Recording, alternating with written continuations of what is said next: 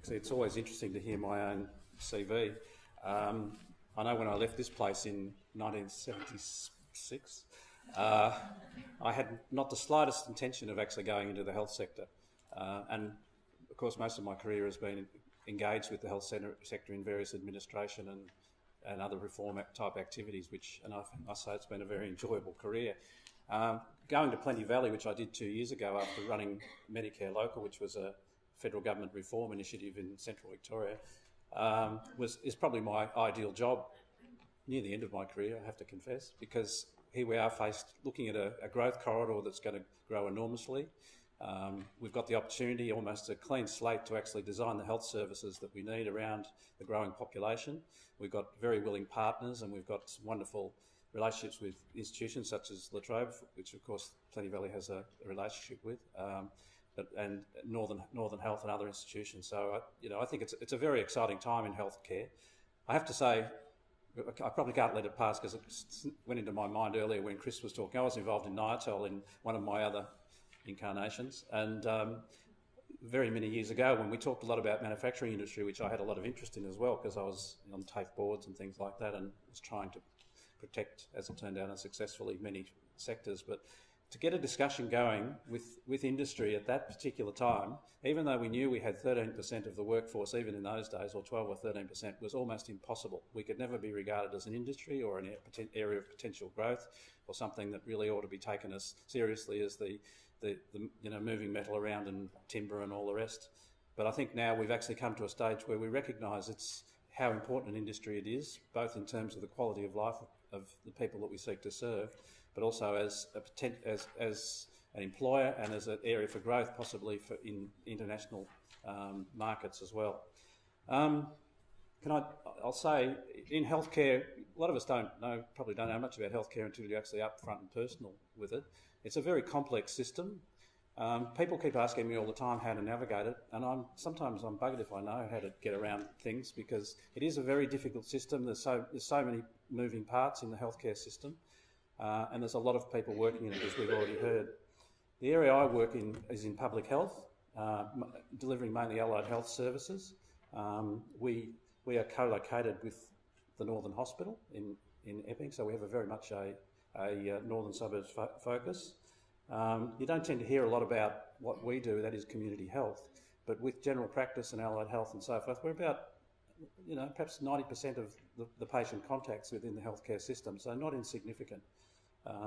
I know that all the focus is on the glamour, I suppose, of the emergency departments and things like that, and I'm not belittling hospitals, obviously, but there's a whole other system there that supports the healthcare of Australians, which is not about hospitals.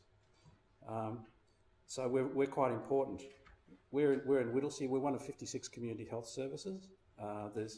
We're not-for-profits, most of us. We vary in size from some are over $100 million budgets, annual budgets. Others are as low as $8 million. And in the past, we used to be based on municipalities, but that's sort of changed over time. Essentially, our role is in the delivering of allied health and community services into the community, with the intention of actually reducing avoidable hospital admissions, but also ensuring that people are provided services where they live, or as most appropriately where they live, and prevent illness. Now, Plenty Valley, one I run, is a $20 million operation. We employ 260 staff. We've got a range. The funding streams are a legion. There's so many of them that we are funded by Commonwealth, state, private sector, philanthropic organisations. It's sort of cobbled together. So it's a very taxing organisation. But I don't think this is untypical of the health sector. We deal with some very complex funding streams and requirements, and of course there's the overlay of Medicare across the top. So you can see the complexity we're dealing with, and what is, I suppose, a day-to-day experience, which determines the design of our services. We are the first line of intervention. So we deal with illness and the causes of illness within the community, and of course we have to work closely with hospitals to do it.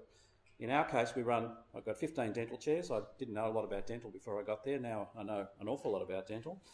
We've got a 140-person disability service, and you won't be surprised to hear I'll probably return to the disability issue shortly. We run programs in aged care, chronic disease, homelessness, prevention, diabetes care, heart health, psychology, children's services. We run a GP clinic. Given my background in general practice, it's a great delight. And we actually try and work collaboratively with our competitors, or if you like, or the organisations that we work in the community. So the healthcare system is a very nuanced one. It's one that is based in many locations, and it's one that both cooperates, has lots of perverse incentives, has lots of complexities built in, and then we have the people who want to access it. And they have to try and work out the way through this. So this is a challenge for us as we move towards a much more coordinated service. Before I move on, I should draw special attention to the fact that we actually do run community services. I mentioned some before. Community service is a large and growing sector, and when I refer to that, I'm talking about things like drug rehabilitation, I'm talking about refugee health, Aboriginal health, and so forth. These are very significant areas in the healthcare system, which we seek to interact with, which we provide some of them, but they're provided by, in most cases, by some very large not-for-profits. I know everyone was digging out figures before, and I've got a few.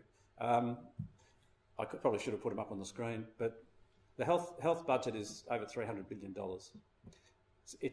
So if you can't be treated as an industry with $300 billion, there's something very, very wrong. It is very significant, and it is growing, and it's growing all the time. And we've heard before that with the ageing of our population and changes in technology and a whole range of other things, it is just going to keep growing and growing. But it's not all going to grow in the technology area, it's going to grow in the human area. Health is a human interaction type of operation, so the human beings are always going to be important to the process. We've already heard that in the north, we don't, as if we needed to prove it, we're 13%, over 56,000 people work in the health and community sector, so it's a very important employer and is growing all the time. I want to reinforce the point earlier that Susan made, that healthcare isn't just about doctors and nurses, very important as they are. The workplaces that health or clinicians and services are provided, I want you to think about. They are aged care centres, respite care centres, GP practices, disability services, youth drop-in centres, drug and alcohol counselling services, pharmacies, allied health services, and then we have a whole range of services that are delivered straight into the community. So, if you had ideas that, and it always infuriates many of us in the healthcare sector that whenever there's a debate, in public debate about healthcare, we talk about how long people have to wait for elective surgery or something like that.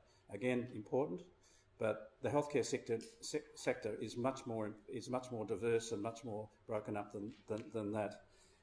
I don't know whether I want to give you these data, whether I'll be sort of gilding the lily from some of the data, but there's 601,000 clinicians in Australia.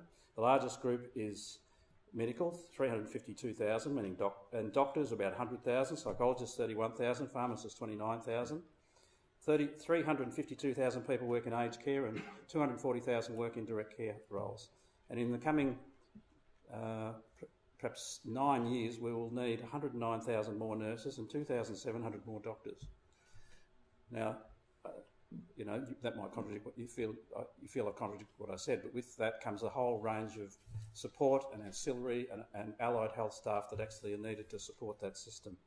Much of my experience was in general practice. I'm going off script here a bit, but I think that how we enhance general practice over the years, I played a role in trying to reform general practice, taking it from a cottage industry into something that is a much more significant integrated part of the healthcare system, which meant using technology, but it also meant bringing general practice in and working more effectively with nurses, with allied health, with all sorts of other community workers, social workers in the community.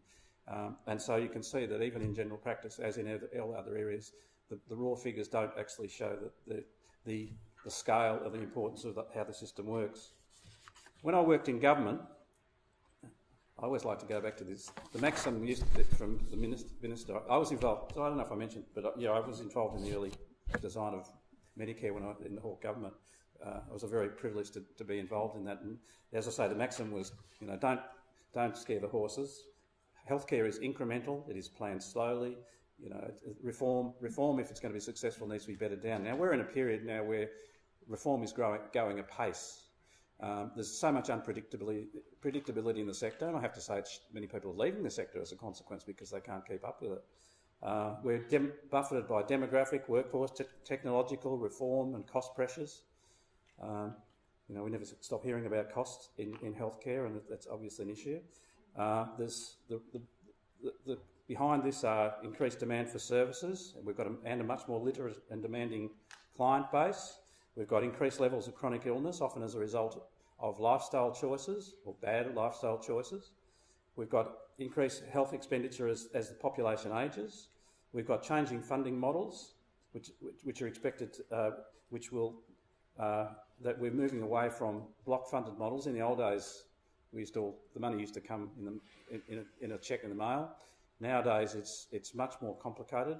And I see my friend here, who's got an interest in the NDIS. We're now seeing paradigms which are giving clients much more control over the way they spend money, and there's a lot more choice and much more fragmentation in the system. So we're seeing some changes. The NDIS is for us as an organisation, along with the My Aged Care changes, which have got a 3-year transition period. But the NDIS is sort of shock therapy for us at the moment. As a disability provider, I'm beginning to appreciate how important it is. I think it's actually going to be a very liberating experience for the clients. I think it's going to be ultimately very good, but for the system, it's a change in focus, and it probably represents the way that health funding is going to go in future, which means that someone will come along and they'll purchase the service directly from the practitioner or from the agency, which is very different when you walk from what we used to do when you walk in, and we know if we have 20 people through, irrespective of what the outcome is, we're going to be paid for 20 people. For providers, it's not going to be that simple anymore, and the NDIS is a sign of things to come. And we as a region, the North East region, are grappling with those changes at the moment because they're fairly unformed, and we're learning as we go. But I see it certainly in the employment sector as one of the great opportunities for services, but also in the workforce area. There are numerous workforce issues for us. I should also say, my role in the power chain, I'm very conscious of the fact that there's much more commissioning going on. We have in the past, again, how we operate as a primary health network with Commonwealth funding is we actually purchase services. Again, the block funding is going away. So what that underlies is a much more competitive market as providers and practitioners find themselves in competition with each other, and that's changed too. Issues that need to be considered are, for us, labour market and skill shortages, the ageing of our workforce. A lot of them are baby boomers like me, and though I've seen 90-year-old doctors, I don't know that the baby boomer generation will probably want to hang around for that. We're losing professions quickly because of this. We're seeing higher workloads. We're seeing much more specialisation and complexity in the design of work. People are working more difficult shifts. The compliance costs of running an organisation are becoming phenomenal when you're in the public sector. But even in the private sector, so the compliance, that's really putting a pressure on, and particularly as we have focus on quality and safety. And it's not for me to say, but I'm sure you've all seen the experience with Djerriwarrh and the subsequent Duckett report that came out. We're all we're more than ever focused on the issue of quality and safety as we need to be, which are going to have quite serious implications for our sector. We're seeing casualisation of the workforce. We're seeing technology, both good and bad, which is actually changing the job. And for people like me, and lots of us, I find it really hard to keep up with. I always have to go and ask my 22-year-old IT consultant how to do anything. Please keep sending them to us. We need them, those people who can understand the technology and adapt the technology to needs, and particularly around patient care but increasingly billing, of course. And there's that's not me. And another area that I think is growing, and I noticed that when I did a tour to the US a while back, and I noticed there's a vast number of people whose focus is excellent care coordination. We're seeing a new strata of people emerging whose role it is to navigate the healthcare system. So particularly to get the quality of care that people need. So, because as people become more autonomous and more independent and can make choices, they need the support to allow that to happen. So we're seeing those sorts of changes too. So it's a dynamic system, and I hope I've shown that when you going to the doctor is just the tip of a very big iceberg. Anyway, I suppose the message I want to get through that you don't need to enter the health system as a clinician to have a career in health. There's an infinite number of entry points into the healthcare system, particularly at the moment, whilst we're going through change and reform and so forth. And I don't think you're ruled out if you're a little bit older. I was speaking to Chris earlier. I recently spoke to the Ford workers, or we went up, our service went and spoke to Ford workers and talked to them about careers. And as a consequence, many of the people who had never thought about health moved into work, and I've since heard from the Ford factory that many applied for work as aged care workers, disability workers, healthcare assistants, and as well as that, many have applied for jobs as keeping the physical infrastructure of hospitals and health services going, which is important. Now, I want to give you an example. I thought I should talk about how some young people are coming into the system. I have, at Plenty Valley, as with other health services, we have a group of young, eager, enthusiastic allied health assistants. Not all young, actually. Some are older who are making career choices. And it's a really great opportunity to come into the system to support clinicians to care for people. And these people can be doing things like, I suppose, massaging people, or by helping support non-intrusive medications to help people go through the health regime they've got. And many of the people that have taken up these jobs, which they probably did because it was what was around, have actually chosen to go into the healthcare sector and have taken up further education. And I guess my point about this is that if I go and talk to people and say, would you like to be a disability worker and work with profoundly disabled people, or would you like to deal with elderly people with dementia? I'm sure the answer in most cases would be, forget it. I think I'll do something. I want to do something else. But in most cases, when these people come in and have the opportunity to actually meet the clients, to actually work closely with them, to have see a career path for them, invariably they stay, and they become some of our best employees. And I've got so many people that are working in disability and aged care who started out probably not really seriously wanting to be in the sector, but who've really taken it on board, and I think they'd agree that it wouldn't have been their first choice. So health is set to grow exponentially in the north, we know. I don't know if I'm talking out of school, but there's hopefully about to be some quite serious infrastructure investment to try and match the population growth, which is I think, 22% over the last, since 2012, something like that, which is currently being reflected in increasing demand for all our services in health, but we're hopefully about to see some serious investment. We're also seeing the NDIS system settle. I hope the North actually becomes a really good model of how it can be done. And there are and there will be serious labour shortages in disability. As a provider, I expect that I'll be employing 20% more staff over the next 12 months to actually meet the needs of my existing clients. And that doesn't take into account our share of 135,000 people nationally who they think will come into the system who aren't already known to the system. So disability, keep an eye on it. It's still in its formative stages. There are sort of swings and roundabouts here. In our case, we do a lot of acquired brain injury. We do a lot of work we take pride in having a highly skilled staff, Cert 4s and so forth. We think our people are very good, but as the market changes, there will be a lot of cost pressures, and a lot of operators will go to the bottom of the tree. I think we're still in for some sort of market movement in this area in the NDIS, so it's not over yet. But certainly, a provider such as ours, and I think hopefully most other public sector and not-for-profit providers will seek to provide a high-quality service. So I suppose the only take-home message I want, and I don't know how I'm going for time here. Good. Okay. I hope I haven't raced through it too much. Is that health is a complex and changing sector that requires a vast number of different skills. It is growing fast, especially in the north, and there are ample opportunities for young people to engage and become skilled in providing clinical care as well as administrative support services. So I want to end on that point. That I think there are opportunities, certainly as a sector, and I'm engaged in the sector at so many levels. We do want to talk to people who training institutions and those who actually can help us engage and support it. I was asked how do we? I should point out, I was asked before I came, how do I recruit?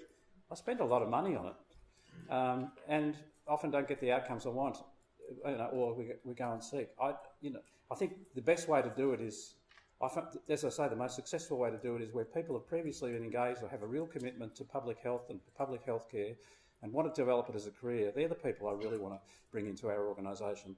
And over the coming period, I would expect that both Northern Health, ourselves and the other community health services will grow. I don't know, Chris has probably got more figures. Some of this is actually being planned at the moment. Will grow by tens of thousands of people. And we will really need to bring the skills in that are required if we're actually to provide a quality service. And the last thing, as a person who's been committed to the North for a long time, the last thing I want to see is a service system which is not amongst the best in the world. So I'm happy to take questions later, and thank you. Thank you.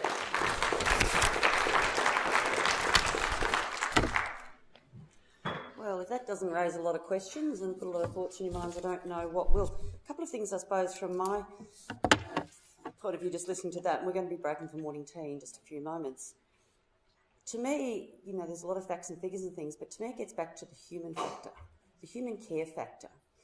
I still think that the health sector, we should care about everything we do, but the health area is very much about the human factor, particularly when you talk about growth and disability services, in aged care, in all those support areas.